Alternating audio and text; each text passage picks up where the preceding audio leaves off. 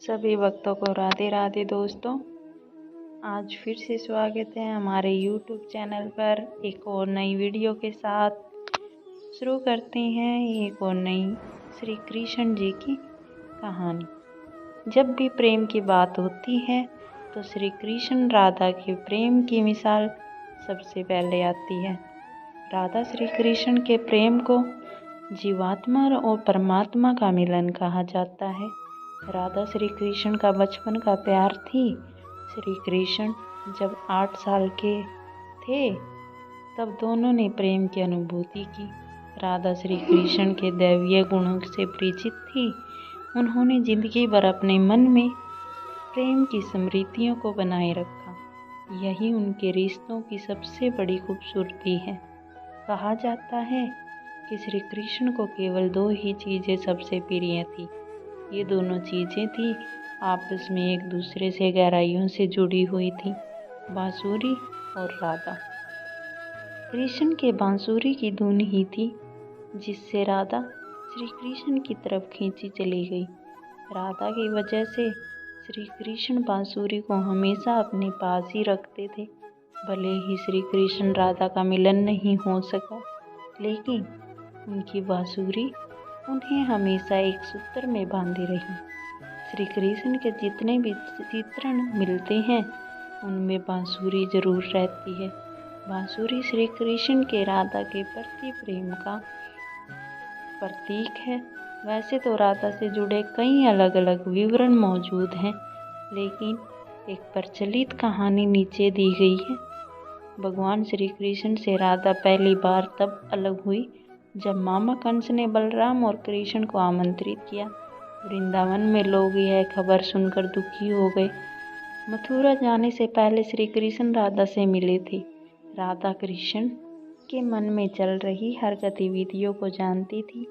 राधा को अलविदा कह कृष्ण उनसे दूर चले गए।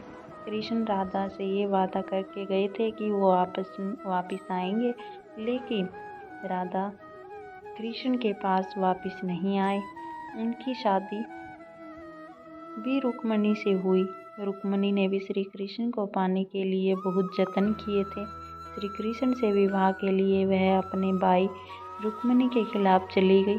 राधा की तरह वह भी श्री कृष्ण से प्यार करती थी। रुक्मणी ने श्री कृष्ण को एक प्रेम पत्र भी भेजा था और आकर उन्हें अपने साथ ले जाएं।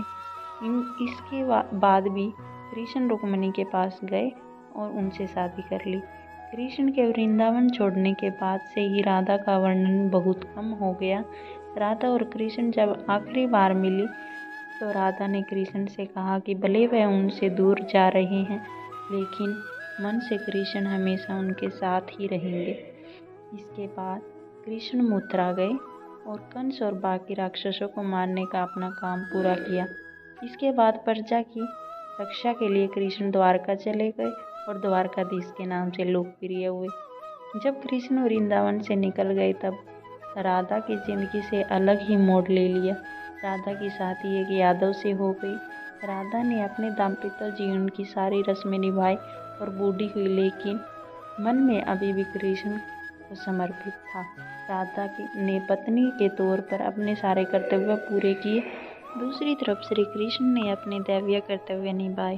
सारे कर्तव्यों से मुक्त होने के बाद राधा आखिरी बार अपने प्रियतम कृष्ण से मिलने गई।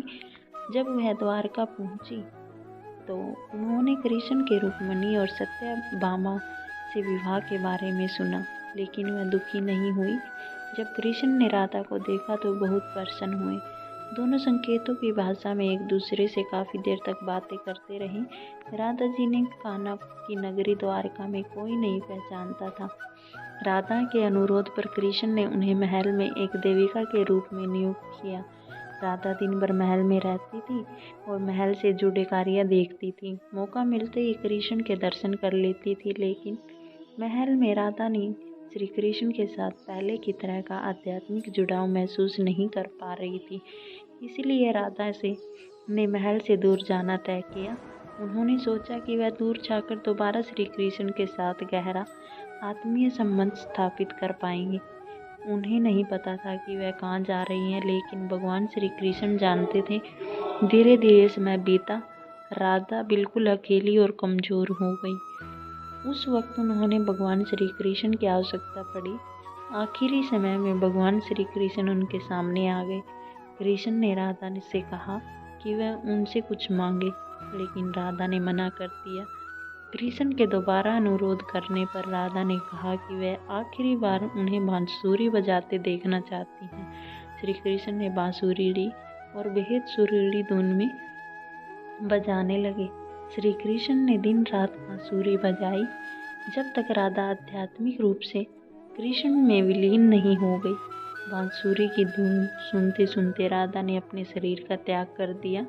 हालांकि भगवान कृष्ण जानते थे कि उनके प्रेम अमर है, बावजूद वे राधा की मृत्यु को बर्दाश्त नहीं कर सके।